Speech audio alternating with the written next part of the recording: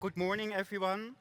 And thank you, Laurence and Andreas, for taking us through this first part of the morning. And also thank you to all the wonderful speeches that we heard. And let's bring in the 9-year-old in us. I think that was a beautiful statement that we need to keep for the rest of the conference. My name is Guido Gerrichhauzen. I'm the head of the Learning and Outreach Department here in the House of European History and the European Parliament. And it's my pleasure to introduce and to moderate the next keynote lecture. But allow me first to give a sincere thank you to my team and our museum director, Constanze Itzo. Without them, we wouldn't have a conference, because they did a lot of work to actually be able that we are here and that we have this conference today. And also to EuroClio to have decided to make Brussels the next stop for us here to have this annual conference. Before I hand over, let me first share with you why, for us, it's important to have this conference today. We are here because we think something is changing in education. And the question of why, what we do, is becoming hard to ignore. In the conversations leading up with John, we kept coming back to one idea.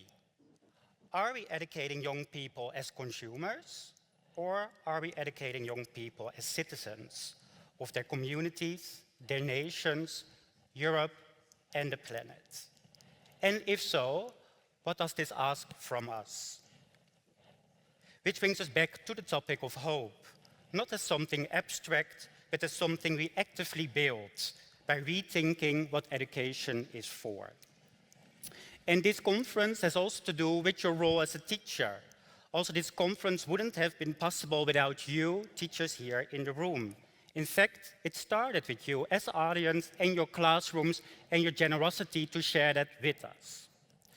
In 2023, we finalized our work with a front-end evaluation with over 1,000 teachers. And the message was strikingly clear.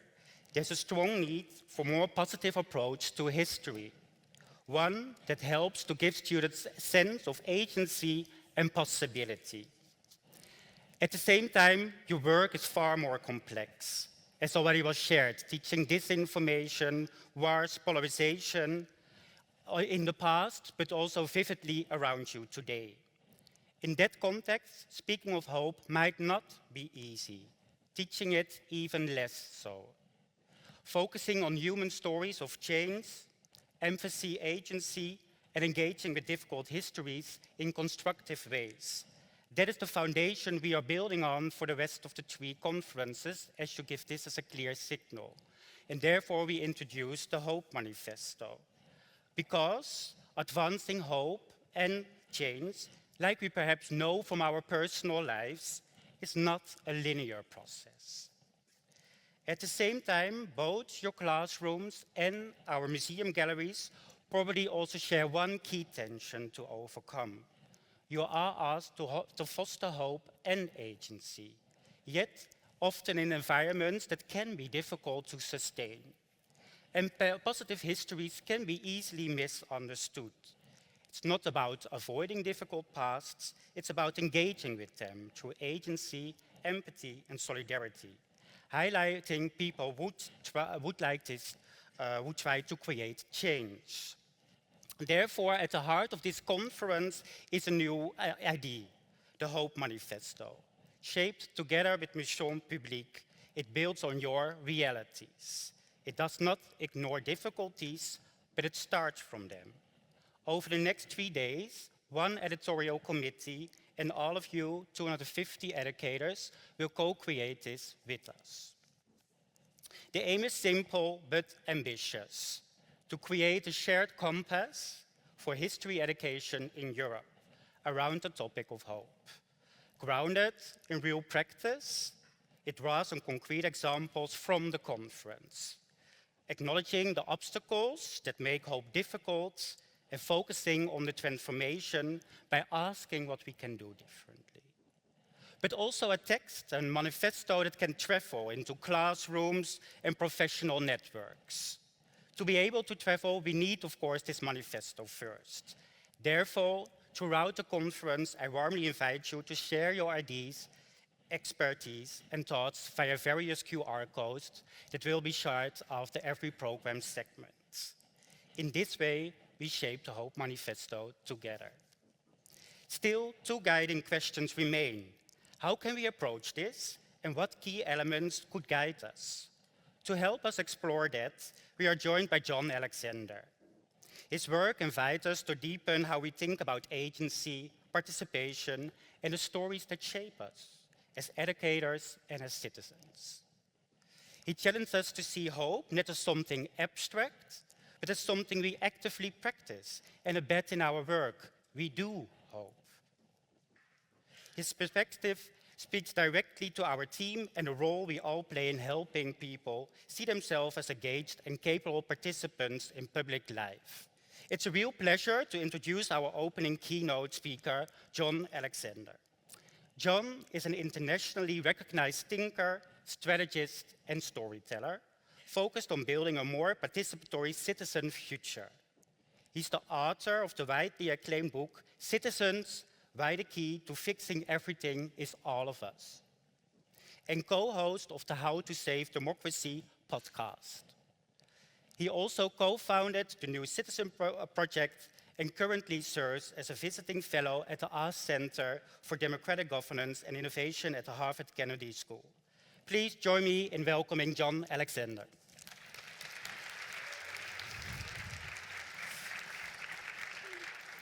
Okay, hello. I am going to start by doing something I've longed to do for my whole life with a room full of teachers. Good morning, everyone. Yes, let's do that one more time. Good morning, everyone. It's lovely to be here. It's a genuine honor, and I just wanted to say, a huge congratulations to the team who've hosted this conference for getting you, in this space, right? Because you are, to the team. Because you are seriously important people.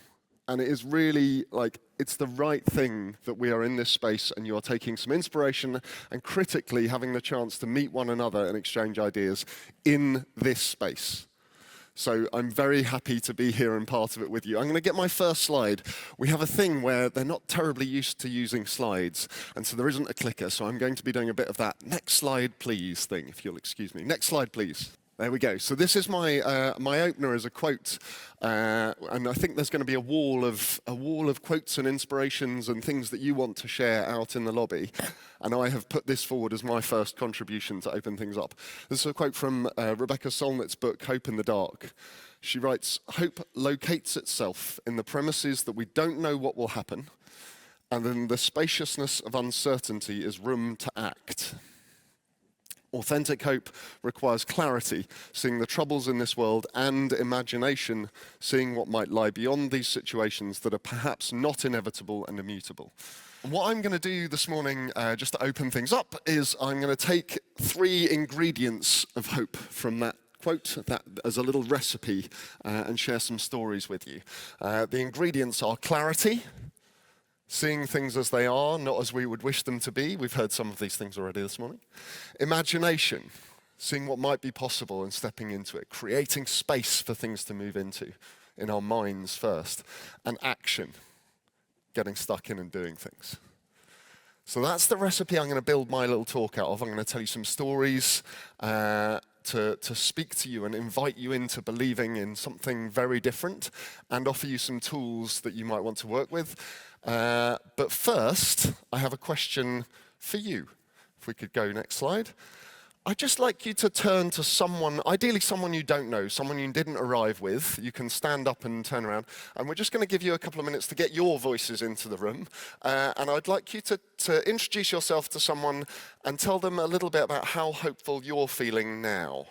So I'm going to give the floor to you for 3 or 4 minutes. Go.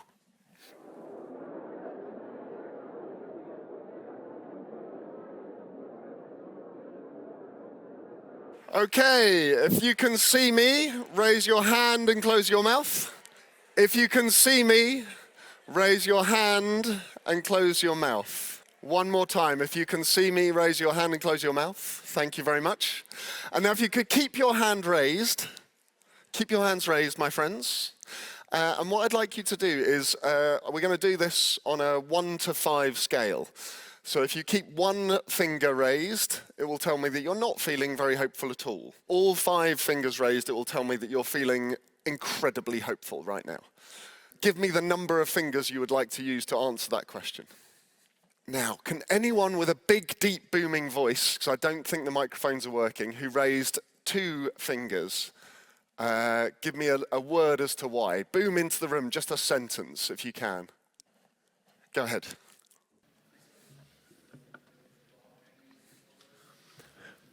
It's a different kind of a bomb. It's working. The microphone's working. Okay. We have a different kind of bomb hanging over us, not the nuclear one like some decades ago.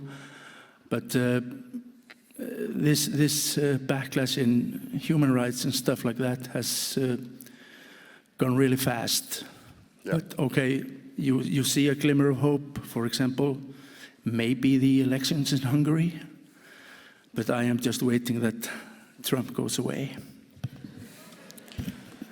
Thank you. This began with the gentleman saying he's from Iceland and lived through the Cold War with a bomb hanging over them, and now feels the bomb is hanging over again, and then picked a different kind of bomb.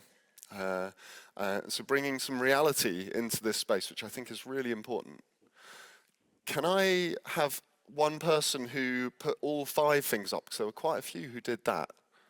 Who would like to speak a sentence into the room using their microphone? Must be someone. Let's have a lady of the room. Please. So the source of my hope, I get to work a lot with teenagers and young people, and feeling their openness for an intergenerational pact to reimagine that future is so hope-bringing and energizing, because they have so many beautiful ideas and they're just waiting for us to trust them to matter and to shape that future with them. So it's on us to step into that spirit of creation. And so that's a cautious 5, but one that is real. Is there nevertheless. Thank you so much. And I think those 2 contributions couldn't have been more perfectly made to bring clarity and imagination into this space, right? We need to see, and I'm not going to pretend to you in my opening contribution, I hate the word lecture, I'm a bit frightened of it, but I'm not going to pretend to you that everything is definitely going to be all right. We don't know, and these are incredibly dangerous times. And it is also true that there is great beauty, and there is a huge amount of imagination, and you guys are in such an important place to tap into that. I want to start, as I say, by telling you some stories. And the first story I want to share with you actually comes from America, and is a reason why gives me some basis, if not for hope, then for belief in humanity, which I think is critical in this time. If we could have the next slide. This is an image, and the story comes from November 2019. And what happened in November 2019 was that a project called America in One Room, that I believe needs to be a great deal more famous. 530 American citizens from all over the country were randomly selected to be representative of the national population on all key demographics and brought to match where the population of the US lives. And they were brought together in a conference suite in Dallas for 4 days. And one of my favorite things about this story is that the whole process nearly didn't go ahead because the insurance company tried to charge the organizers too much money because they thought that people were going to kill each other. Because when you do 530 randomly selected American citizens, even in November 2019, you get 30 people who explicitly self-identify as extremely conservative, and 30 people who explicitly self-identify as extremely liberal. These are divided, polarized times. But only 30 of each. 470 who are somewhere in the middle of that. And what happened in that room over those 4 days was a process called deliberative polling, where they started off by asking people their first responses to 26 different policy issues, and then they had small group conversations among them, and then bigger group conversations, and then they polled them again at the end of those 4 days to see how they felt about those different issues. The first fascinating thing is that in what is essentially a kind of, I think of it as a non-violent space, people moved a huge amount on all sorts of different issues. Let's go to the next slide. So in that room, an awful lot of people explicitly identified as Republicans, card-carrying Republicans, and this is one of the bits of data on how views changed.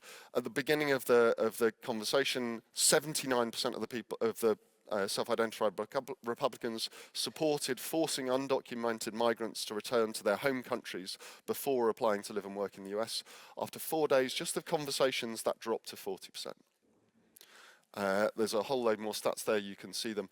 But this is just one example of the conversations. And by the way, this wasn't just about clearly political balance. There was one of the issues was about a federal minimum wage, and actually support for a federal minimum wage at particularly a high level dropped a bit because there was an understanding that a greater understanding at the end of the process that the conditions in different states are so different that actually there was a general feeling that this might be a state policy. But the fascinating thing is, firstly, that people did move together on a whole load of issues. Secondly, there was widespread consensus that increased on things like universal background checks on gun control, on access to abortion. But most significantly, what happened in that room was a massive decline in another kind of polarization, what's called affective polarization. So in the literature on polarization, there are two kinds. First, there is issue polarization, where Guido and I disagree. And secondly, there is affective polarization, where therefore Guido is evil.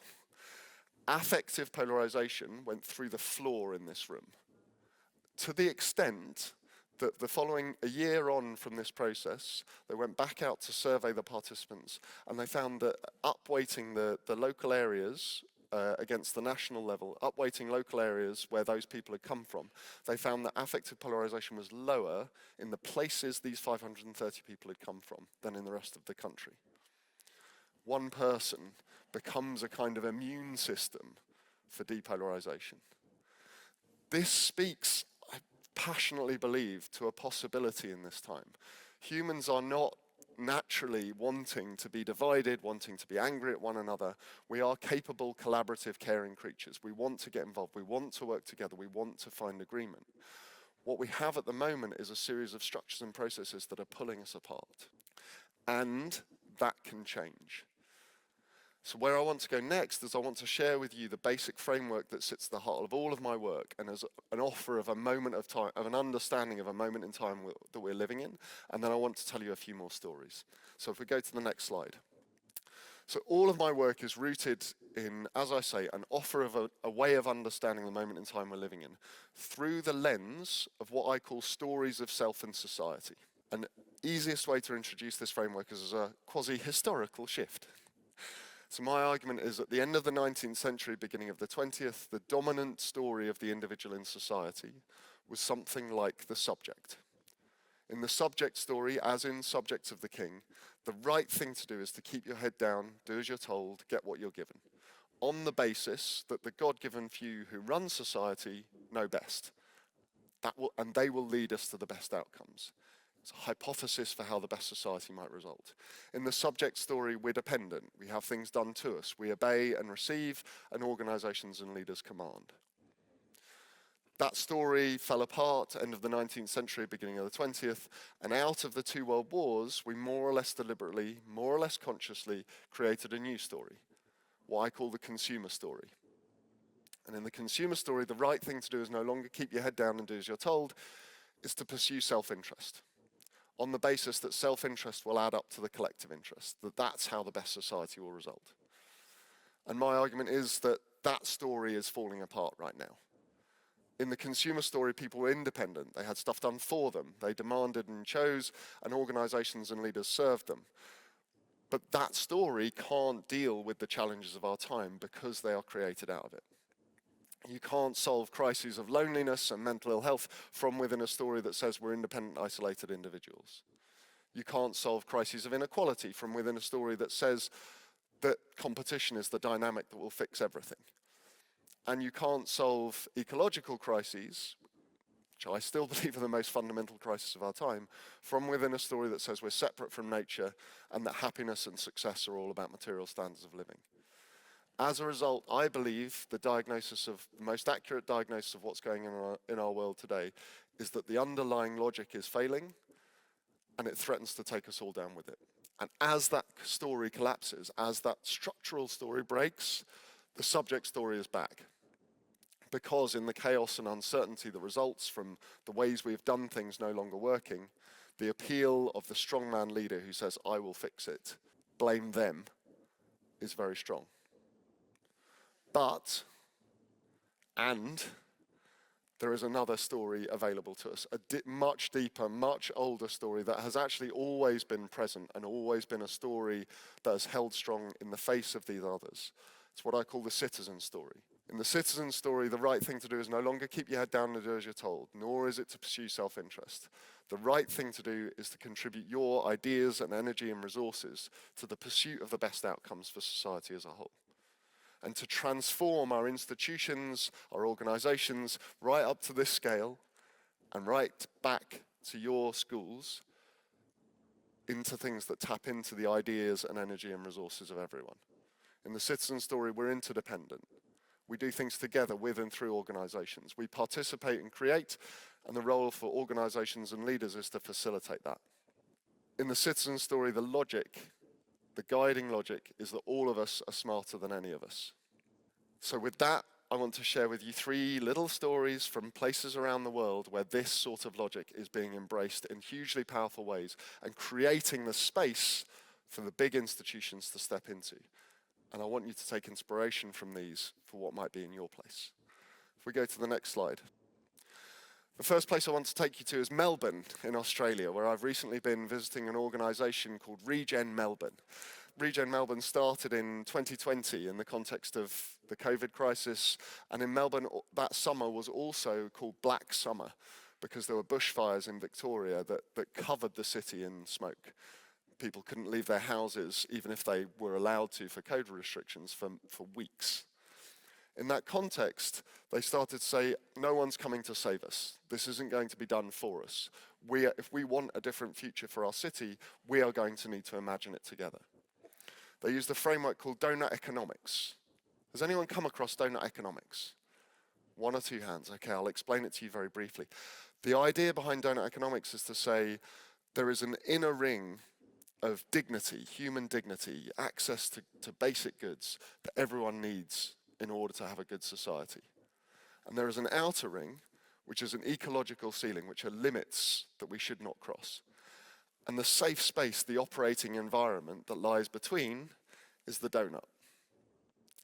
And these folks came together and they said, we're going to use that framework, those tools, and I'll come back to the tools in a little bit, to crowdsource, to talk about what future we want for our city and how it might be different. Those conversations spread and grew over a year and a half to the point where thousands of the citizens of Melbourne had been part of them. The organisation Regen Melbourne was born out of those conversations and then cohered out of the many different ideas and ways of thinking about the future, 3 Earthshot missions, they call them, for the future of that city. The first is to make the river swimmable. A few nods and grins of acknowledgement to that one. The second is to source, they believe they can source 70% of Melbourne's food from within the river catchment. And the third is to create community on every one of Greater Melbourne's 300,000 streets. Across those 3 missions, they believe they can transform their city. But this is citizens. This isn't a political mandate. This isn't a party. This is citizens coming together to go, this is the city we want to build. And now what's happening, the goal of making the Yarra swimmable, they're heading down the course of the Yarra, things are changing, and the City Council has just come in behind that goal and said it will join in on it, having laughed at the organisers when they first came to them with it. They're creating the space for the politics of their city to move into. And it started with teachers and entrepreneurs and citizens coming together to say, we need to have a conversation about the future we want for our city. The second story I want to tell you, this is my most recent trip, so I'm still full of bounce about it. I was invited to Norway. Are there any Norwegians in the room? Hurrah! I was invited to Stavanger in Norway by an organisation called co-organised, which is a shorthand for the first wonderful bit of language these folks use. It's the Cathedral of Quarrels. So if you go on to the next slide, this organisation has just taken ownership, just putting together money, crowdsourcing funds from across the city, pooling some of the resources they have from hosting idea festivals and so on. They've taken ownership of a building in the middle of the city to create as an ongoing venue, communication, event space to hold discussions, again, discussions about the future of that place. They've called it the House of Wonder and Disagreement, another lovely bit of language. But the most interesting thing that they've done is they've decided that they are going to host in that space what they're calling the Citizens Panel on the Future of Stavanger. 33 randomly selected citizens, representative of the city population on all key demographics, so using a very similar dynamic to the American one-room process. And they're going to convene these people on an ongoing basis over the next 2 years to hold the elected council to account, to parallel some of their conversations, and to deliberate on some of the key issues for Stavanger's future, and create a parallel structure to show how politics might evolve, how the discussions might feed one another, how citizens might create the space for politics to move into. And because they're randomly selected, they look like this: young and old, rich and poor, different backgrounds, different cultures, all of the picture of the city in that one room.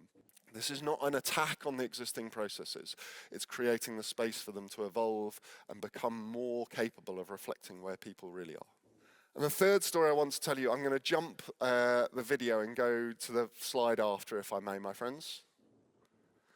Third story I want to tell you comes from Poland. Have we got any Poles in the room?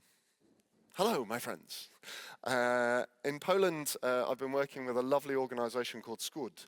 I hope I've pronounced that even vaguely correctly. Thank you. Skud have a background working on voter mobilisation in electoral politics. They played a profound role in the Polish elections in 2023, which shifted power away from an increasingly autocratic Law and Justice party. But then they decided that they needed to do something different, that they needed to move into creating the space for the politics to move into as well. They needed to do more to tap into the ideas and energy and resources of everyone. And so this translates to, and I will be corrected if I get this wrong, the Plan for Generations. I got a thumbs up. The Plan for Generations, they are going around the universities and the schools across the country holding workshops to encourage young people to imagine the future they want to build again for their country. And bringing those conversations, those ideas, those mandates together into deliberative spaces, and then building a manifesto for generations that they will challenge the politics of the country to move into.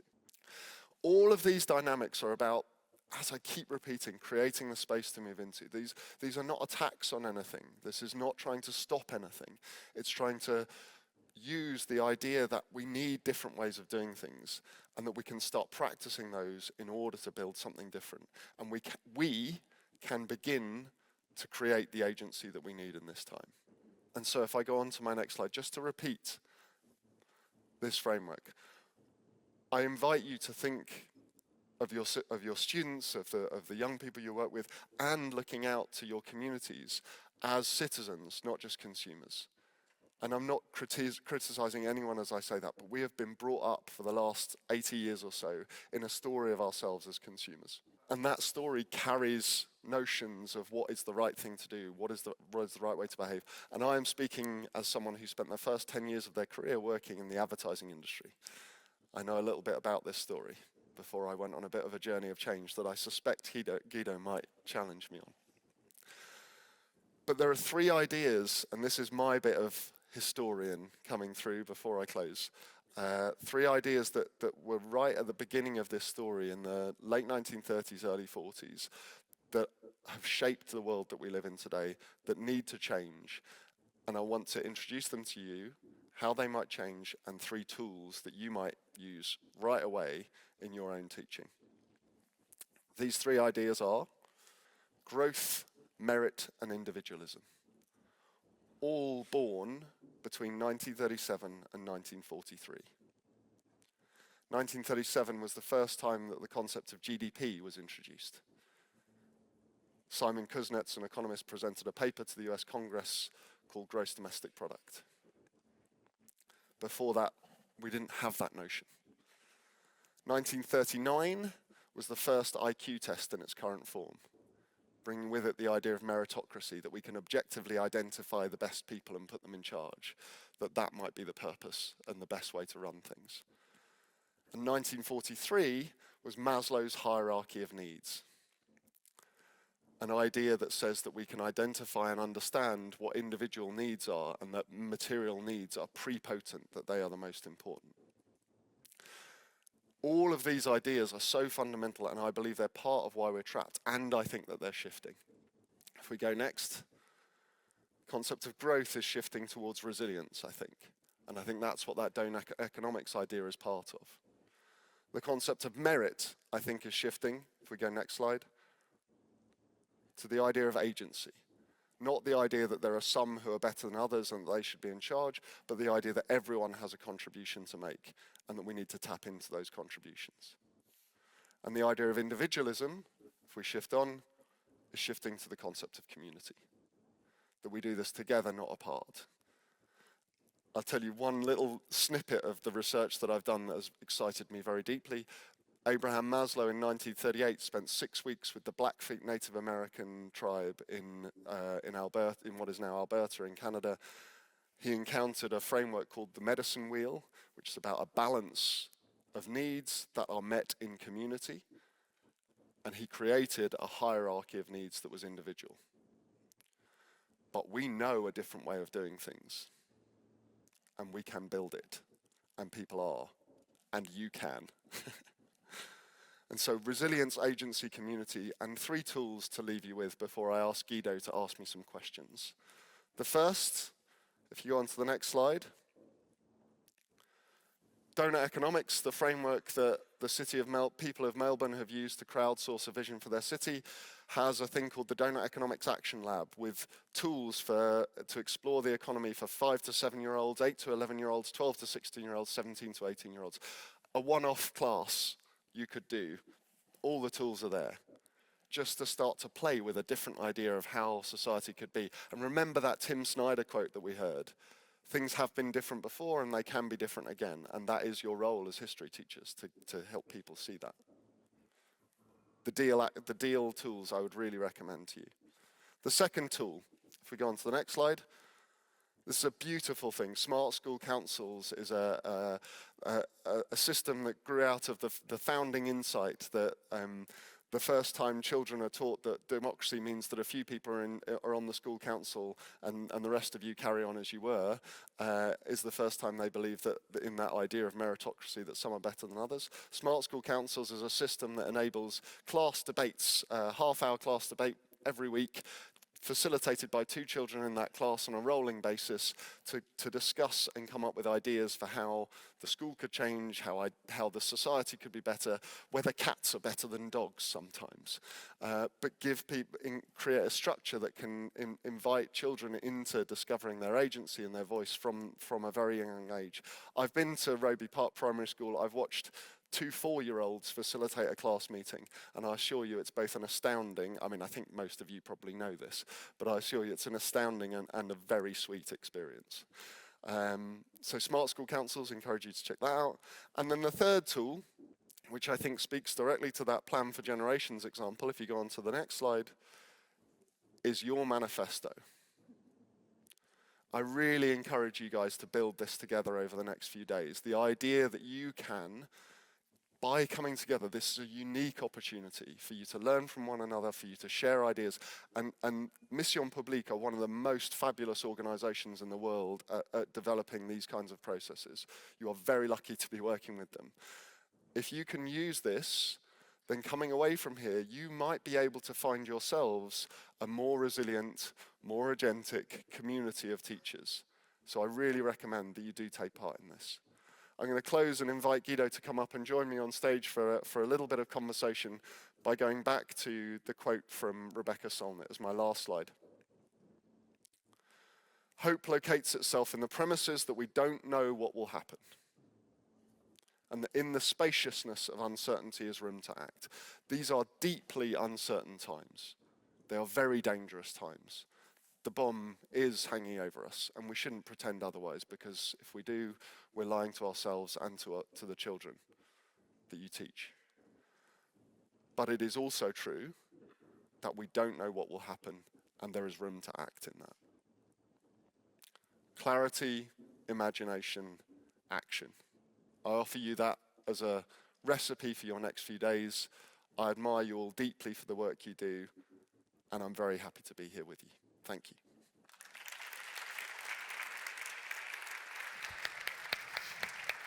Thank you so much, John, for sharing these stories and your concepts. And I think it really gives us a lot of insights and a lot of tools that we can explore further. So I invite you to have a seat and that we take 30 minutes or so to delve a little bit deeper in this presentation that you gave and also the stories that you shared with us. Because for me, it really relates also really to giving agency and power to different people that come back, but also what actually also really stands out, it's already happening.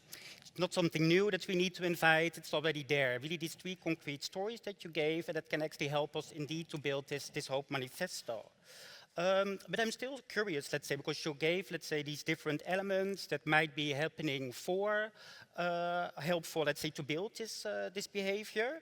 But we are meeting at the moment, what you also said, like where democratic values are under pressure and across Europe and beyond. But what does it take for institutions such as schools, museums and public bodies, maybe even indeed the European Parliament, to shift from delivering services to enabling participation? What does it really take to get there? And I think the foundation of it really is, I mean, it takes all sorts of things. It's very important to design processes right. All of you know an awful lot about how to design a classroom and a lesson to make sure it invites participation. But actually, foundationally, I think the most important thing it requires is a belief in humanity. And that can be something that's hard to hold on to in these times. It can feel like we are where we are because humans are fundamentally flawed. And I've heard young people say that to me, that they're losing desire to participate, because they're losing faith in humanity. And I think as teachers, you have a really powerful role in being face to face with young people as they face these incredibly hard times, and being able to offer them stories hopefully like the ones I've offered you today, that the foundation of them is always the belief that humans, given the right conditions, can and want to shape the world for the better. And that if we start from there, we can build something out of that. Sometimes, the way I sometimes put it is, humans are citizens by nature, but we've become consumers by story. And the offer of the space and the oxygen for young people in particular to breathe, to be who we truly are, is a huge part of what you can do. The other way I think is powerful to conceptualize this is when organizations, when institutions lose trust in people, we become less trustworthy. And so there's a fundamental need for organizations, institutions, leaders to trust people in order to reverse that cycle, reverse that vicious cycle, and start to build trust. It starts from the institution out. So thank you. So that's like clear. So the humanity, also maybe bringing back the 9-year-olds, what we heard before as well. And also, let's say, this trust. So that's also what we heard this morning, that maybe there's a lack of trust in institutions, but maybe it's the other way around, that actually also institutions but should be trustful to their citizens, or actually also give them agency. Because this is also the shift that you were talking about. And also, what was the guiding question? Are we, let's say, educating consumers, or are we educating citizens? So also, how do we actually make them this shift to actually give them agency or to give them community? And I think your quote from Rebecca Solnit, it was striking there as well, with this concept of clarity, imagination, and action. And I would like to focus more on this imagination part, because I think the clarity, I think it's quite clear to all that we are living in difficult times, to put it like that. So how do you think that imagination can be cultivated as a civic skill, especially in education, or how could we foster this? I'm a passionate believer in this idea of imagination as a civic skill. I think there's a friend of mine by the name of Phoebe Tickell does work on imagination activism, and she has the lovely phrase that imagination is a muscle you build, not a cup you empty. The more you use it, the more you exercise it, and the more you can use it. And I think the core of it for me is why I tell the stories I do, because I think humans everywhere, because we are citizens by nature, people are doing things. They will be doing things in your school, in your community. There will be things going on. And by focusing on those things that are happening, I think of it almost as evidence-based imagination. You're starting from, let me put it this way. So many of our conversations are focused on the problem. We start by asking what's wrong. And the nature of human systems is that we gravitate in the direction of the questions we ask. So when we always ask what's wrong, we put all of our energy into what's going wrong. Whereas when you start by asking what's the best of what's happening, what's exciting, what's building the future that we want to be part of, and you put your attention and energy there, then that's possible to grow. And so I think this work of imagination is about, in large part, starting by asking what's the best of what is, and then the imagination exercise is going, what if that was everything? And I love the phrase, just to close this one out, the phrase that a wonderful queer black thinker called Adrienne Marie Brown, if you haven't seen her work, I would highly recommend it. Adrienne talks about the idea that what we pay attention to grows, and we have the choice of what we pay attention to. I think that's a very nice one. I think we should also indeed give a choice to do that. So also by, for instance, with the Hope Manifesto, we also are invited to do that actually. But I think one of the other stories that actually stood out to me is also like the smart school example, that I also know that you're also part of that you support as well in the UK. And I would like to go a little bit deeper into there, because for me it goes into this imagination, but also in this action. And actually also with, let's say as teachers, we are there for young people and to give them agency. And I think also with this, for the imagination and the action, that they really stimulate it there and make, let's say, citizenship actionable. Could you maybe take us a little bit, let's say, further in this concept, what it actually takes maybe to get there, how to do this, and why it's so important to give this agency to young people? Well, let me tell you a story that I've heard of how they used smart school councils in one school in the north of England in the aftermath. Do people remember there were riots in the UK in summer 2024? There's some, of course, was one response. I just want to check. I don't want to assume that everyone knows what happens in the UK, especially since the obvious. But what happened in the aftermath was that, well, firstly, a story that's not often told is that a few days after the first round of riots, the far right released a list of 100 places that were going to be attacked on a Wednesday night, just a few days after the first round of riots, and it got circulated on social media. And what happened in response was that in all of those places, every single one, at least 100 and sometimes thousands of people came out to protect them. And that is a much less told story to this thing about what we pay attention to grows. That story didn't get enough attention, that citizens came out to protect in far greater numbers than they came out to attack. But in the aftermath of that, the following week, smart school councils put a question out to their community, to all the schools that use their system, suggesting that there would be class debates and school conversations about whose responsibility it is to clean up after riots. The options, it comes back to 3 options, and one was it's the council's responsibility, another was it's the citizens' responsibility, and another was other, like please suggest.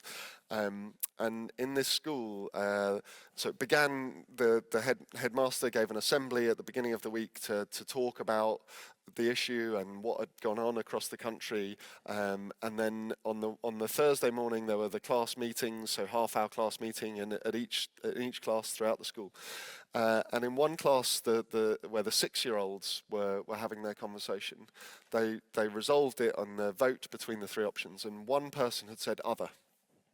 One little boy had said other, and went to him and said, "Why did you say other?" And he said, "Well, I think it's all of our responsibility to clean up, but I wanted to make sure I could say something because I think it's important. I wanted to say it's such a shame that it takes something like this to see our country come together." A 6-year-old. And I just think that speaks so beautifully to what that sort of system creates the space for. It's a platform which has votes and things like that.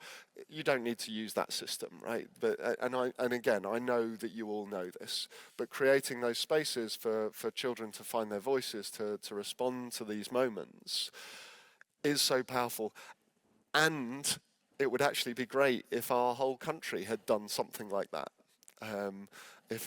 Because what actually happened on the national news was that the Prime Minister stood up and said, "Police and a strong hand has fixed this," and went, "Shush, little people, I was in control." It wasn't the politicians that solved that. It was the citizens, and coming in behind that and celebrating that would have been such a powerful thing to do. Hearing those voices, hearing those contributions is so vital in this time. So again, it also shows actually immediately a difference, right? It's also from your system, from this consumer to the citizen system, and also actually what also was the guiding question: are we educating consumers or are we educating citizens? And in this way, I think it's a really striking example, and also really shows that it gives agency to young people. But what do you think is in general needed, let's say, also to make citizenship maybe actionable? So like citizening, instead of, let's say, that we just think, or what we are doing now, talking about it, Yeah. but how can we make it really actionable and that we actually do it instead of just talking about it like now? So what, let's say, maybe from your other stories, do you think are, let's say, really helpful for us, also for the Hope Manifesto, that might be inspiring for us to include?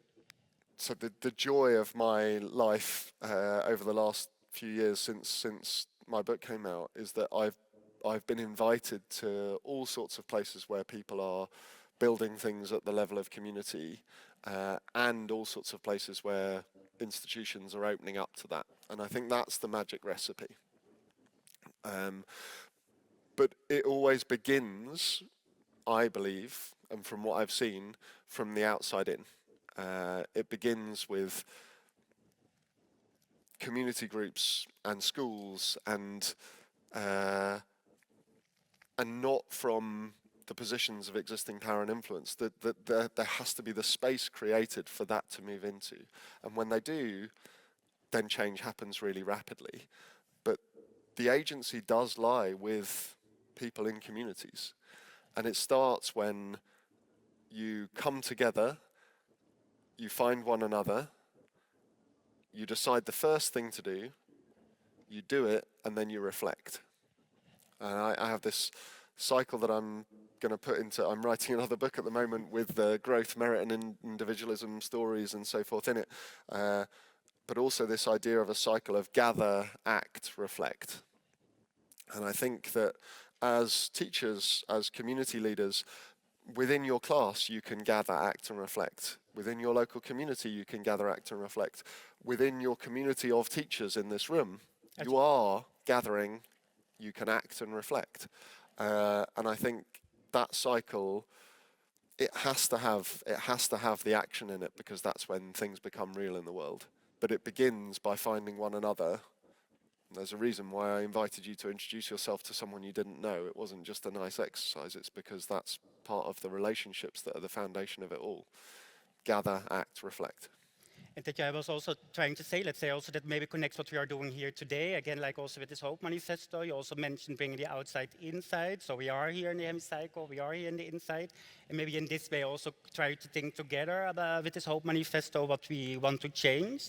And indeed with this gather and then act and reflect, maybe for this act and reflect part, let's say, because the gathering we are doing and the acting we are, let's say, stimulating with different workshops, and also your address for this to give input. For in this act, do you think there are, let's say, other elements that would be needed to really go into depth, or what kind of systems would be useful for that? There's all sorts of things you can. I mean, I think there's enough creativity.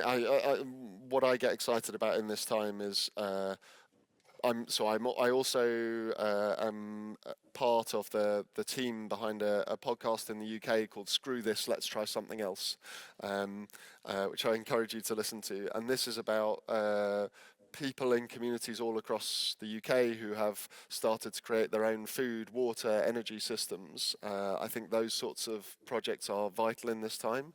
But I think ultimately it comes back to, as you gather, as you meet one another, what might you want to do together that you couldn't do alone?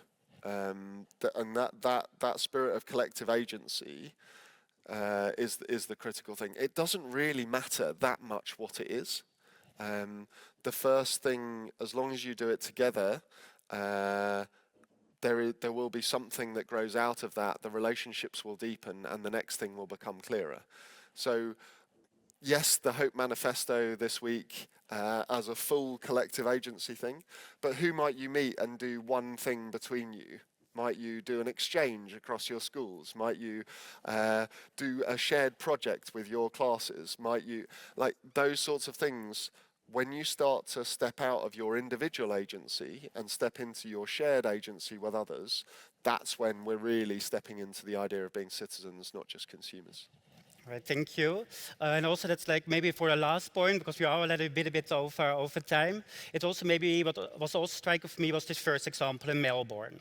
Because what I saw there, let's say also for instance with cleaning these rivers and that it's swimmable, right? Like who is against this basically? Who is against something positive as this? I think there will be many people that would, let's say, object it.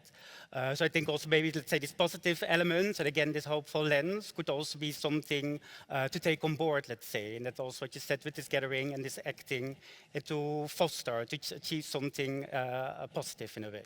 I think that's right, but I also think the other thing I would underline about that story from Melbourne, and particularly the mission of making the river swimmable, which is such a beautiful thing, and so inspiring and gathering people so powerfully, is that it was built out of something that was already starting to happen.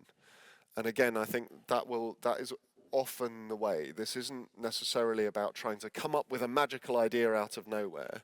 It's almost always about noticing what is already trying to happen, and putting your authority as teachers, your power behind that, and enabling more of it to happen, and inviting others to do the same. So in Melbourne, there was already a group that had made one of the little tributaries of the Birrarung, which is the main river, the Merribeck. They'd already come together and made that safe, having been very polluted. And there had been a group talking about how they might give the River Birrarung legal personhood, make it a legal person in order to give it rights. And so these things came into the conversation, were noticed, and then they started to grow a bit of energy around them. And then the team decided to put all of their energy behind that and help it to flourish and grow. And so I think often, yes, it's important to find things that feel positive, that you immediately feel a kind of heart connection to, like the idea of a river being swimmable. But it's also vital to spot a vital ingredient, to spot the energy that's already trying to go and grow and come in behind it. All right, thank you so much, John, for this Q&A. I think this gave us some more insights, and thanks again for this very introduction talk and also the stories that you shared with us. I think the conversation will not stop here for our conference, of course, as this is really just a start. As John also expressed, also I think the elements that we discussed are already happening, and we are already creating this.